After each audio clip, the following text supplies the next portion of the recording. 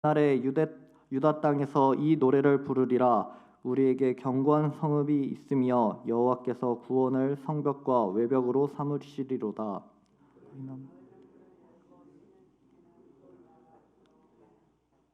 주께서 심지가 견고한 자를 평강하고 평강하도록 지키시리니 이는 그가 주를 신뢰함이니이다.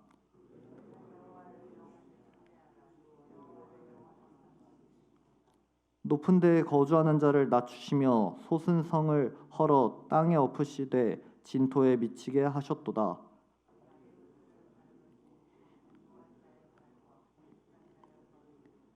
다 같이 읽겠습니다. 의인의 길은 정직하며 정직하신 주께서 의인의 첩경을 평탄하게 하시도다. 아멘. 오늘 말씀의 제목은 심지가 견고한 자는 주의 평강을 얻으리라입니다. 내용 관찰 1번을 먼저 보시겠습니다. 이사야는 그날의 견고한 구원의 성읍에 누가 들어간다고 말합니까? 이 내용은 2절과 3절에 이렇게 기록되어 있습니다. 너희는 문들을 열고 신의를 지키는 의로운 나라가 들어오게 할지어다. 주께서 심지가 견고한 자를 평강하고 평강하도록 지키시리니 이는 그가 주를 신뢰함이니이다. 방금 읽은 2절과 3절에 기록된 신의를 지키는 의로운 나라와 심지가 견고한 자를 그날의 견고한 구원의 성읍에 들어가게 하신다고 기록되었습니다. 여러 나라들 가운데 신의를 지킨 의로운 나라는 믿음이 있는 자들을 뜻합니다. 이 믿음이 있는 자들은 하나님이 그날의 구원의 성읍으로 들어오게 하십니다. 또한 심지가 견고한 자를 평강하고 평강하도록 지키시기 위해 그날의 환난이 아닌 평강으로 하나님께서 인도하시기 위해 구원의 성읍으로 그들을 인도하십니다. 내용 관찰 2번입니다. 이사야는 그날에 높은 데 거주하는 자와 솟은 성이 어떻게 된다고 말합니까? 5절에 이렇게 기록되어 있습니다.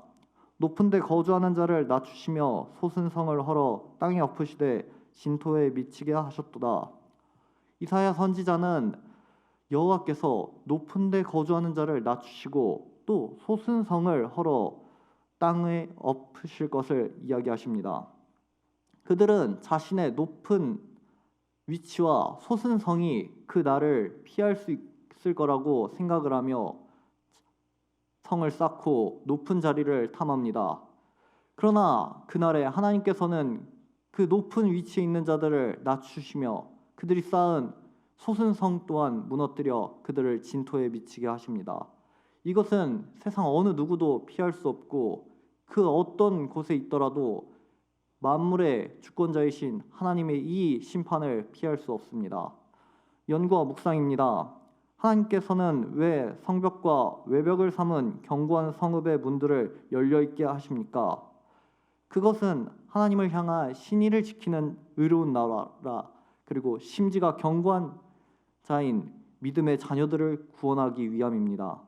오늘 본문은 그날에 유다 땅에서 이 노래를 부르리라 라고 시작을 합니다. 유다는 하나님께서 택하신 구원받은 백성들을 대표합니다. 그들의 이 노래는 여호와께서 구원을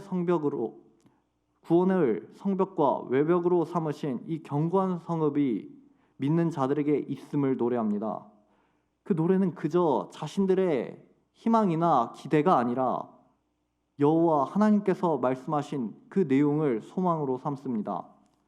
문에 들어가는 사람들은 다른 사람들이 아니라 바로 그 여호와를 신뢰하고 소망하는 자들입니다.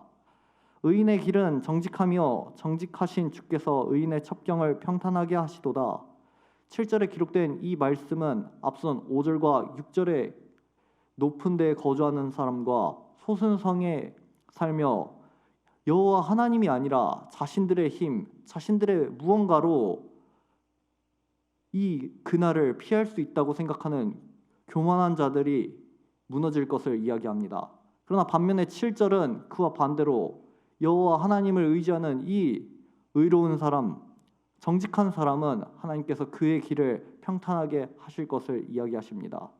그 누가 자신의 앞날을 평탄하게 할 수 있겠습니까? 우리는 한치 앞도 모르는 연약한 존재입니다. 그러나 오직 여호와를 신뢰하는 자만이, 심지가 견고한 사람만이 그날에 하나님께서 열어놓으신 이 구원의 성읍에 들어갈 것입니다. 느낀 점을 보시겠습니다. 세상에 흔들리지 않고 하나님을 신뢰하며 기다린 자에게 견고한 성읍이 되셔서 평강을 주신다는 말씀에서 무엇을 느낍니까? 인생을 살아가면서 어려운 일을 만날 때 의로운 길에서 벗어나지 않을 소망을 느낍니다. 우리의 소망은 이 땅을 살면서 누릴 부귀 영화나 내 자녀들의 행복이나 내 이웃들의 번영이 아니라 하늘나라의 구원에 있음을 믿습니다.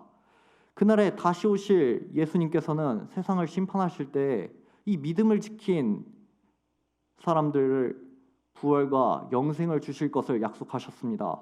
우리는 그것을 믿고 그것을 소망하며 이 앞을 살아갑니다. 또한 그 소망이 단순히 내 영생이나 내 행복이 아니라 우리의 창조의 목적인 하나님께 영광을 돌리는 것이고 하나님께 찬송을 하는 것임을 우리가 기억하게 해줍니다. 그 소망은 단순히 앞날이 잘 될 거야, 긍정적인 사고가 아니라 나를 지으신 이 하나님을 내가 더욱더 알게 되고 하나님을 찬양하는 것이 세상에 그 어떤 것보다 복되고 값지다는 것을 기억하게 해주는 소망입니다. 이 소망은 우리가 어려운 일을 당할 때, 고난을 겪을 때 우리에게 큰 힘이 되고 위로가 됩니다. 당시 오늘 본문을 들은 이스라엘 청중들은 삶이 하나님 앞에 의롭지 못하였습니다. 그들은 우상을 섬기고 이방신을 섬겼습니다. 그러나 그들 중에서도 심지가 견고하고 하나님을 신뢰하는 사람은 있었습니다. 그 사람들은 내 형제자매 이웃들, 또 세상의 수많은 사람들이 우상을 섬기고 부귀영화를 누리는 것을 보며 유혹에 빠지기도 했고 또 심한 고난을 당하기도 했습니다. 그러나 그들이 끝까지 믿음을 지킬 수 있었던 것은 오늘 이사야 선지자가 말한 이 하나님의 말씀인 구원의 성읍이 그들에게 있음을 그들이 믿었기 때문입니다. 오늘날 우리에게도 이 시대를 초월한 소망, 이 구원의 성읍이 우리에게 있음을 기억하시길 바랍니다. 결단과 적용입니다. 고난이 왔을 때 심지가 견고한 믿음으로 이겨낸 적은 언제입니까? 저는 이 말씀을 읽으며 사무엘상 29장과 30장에 있는 다윗의 이야기가 떠올랐습니다. 내용을 요약하자면 사울을 피해 블레셋 땅으로 망명을 간 다윗이 그곳에서 선한 일을 하며 그곳의 왕 아기스 왕에게 신뢰를 얻습니다. 그 아기스 왕이 이제 이스라엘과 전쟁을 할 때 우리 블레셋의 일원으로 다윗을 인정하기 위해 다윗에게 전쟁에 동참할 것을 요구합니다. 다윗은 참 그 제안이 좋았습니다. 내 모국에서 사울은 나를 죽이려 했으나 이 적국에서는 나를 인정해주고 나를 받아주려고 한다. 참 다윗은 기뻤을 것입니다. 그러나 당시 블레셋 방백들은 이 다윗의 참전을 반대했습니다. 사울은 천천히요, 다윗은 만만히요 했던 그 다윗입니다. 아기스 왕이요, 어찌 다윗이 우리와 함께 싸울 수 있겠습니까? 라며 다윗을 반대했습니다. 그 반대에 못 이겨 아기스 왕은 다윗을 전쟁에서 제외합니다. 다윗은 서운했고 속이 상했을 것입니다. 그래서 다윗은 발걸음을 옮겨 시글락으로 갑니다. 그러나 이 또한 하나님의 계획이었습니다. 하나님께서는 다윗을 통해 이스라엘의 왕으로 세우실 것이고 또 장차 오실 예수님을 준비하시기 위함으로 다윗이 자신의 족속인 이스라엘을 치지 않게 하기 위해 다윗을 시글락으로 옮겼습니다. 시글락으로 간 다윗은 다른 원수인 아말렉 군대를 쳐서 그 아말렉이 잡아간 이스라엘 주민들과 재물들을 되찾아오게 됩니다. 하나님의 계획은 우리의 생각과 가정을 초월합니다. 우리에게 찾아온 이 고난과 역경들이 때로는 우리를 연단시키는 도구가 되게 하고 우리를 악에서 돌이키라는 하나님의 경고가 되기도 합니다. 또 더 좋은 길로 인도해 주시는 하나님의 뜻이 될 수도 있습니다. 여기서 우리가 주목해야 될 점은 전지전능한 하나님이, 온 세상을 다스리는 하나님이 우리와 함께 하신다는 것과 또 우리를 항상 좋은 길로 인도하신다는 것을 우리가 신뢰해야 합니다. 고난은 여러 가지가 있습니다. 보통 우리가 인생에서 내가 생각하지도 못한 안 좋은 일들을 고난이라고 표현합니다. 그러나 우리는 이 안 좋은 일들이 단순히 인간의 이해관계나 우연의 일치가 아니라 하나님께서 온 우주를 주관하고 다스리신다는 것을 우리가 믿어야 합니다. 우리를 예수 그리스도로 인하여 이 구원의 기쁘신 뜻으로 우리를 참여하게 하셨습니다. 우리가 당하는 고난이, 이 어려움이 우리를 통해 하나님의 그 구원의 뜻에 합당하게 사용하실 것을 믿으며 그 다가올 그날을 소망하며 살아가야 합니다. 이런 믿음이 우리 안에 확고히 있어 우리의 심지가 견고해진다면 갑작스럽게 찾아오는 고난 또한 하나님을 바라보며 이겨낼 수 있을 것입니다. 마지막으로 적용 부분입니다.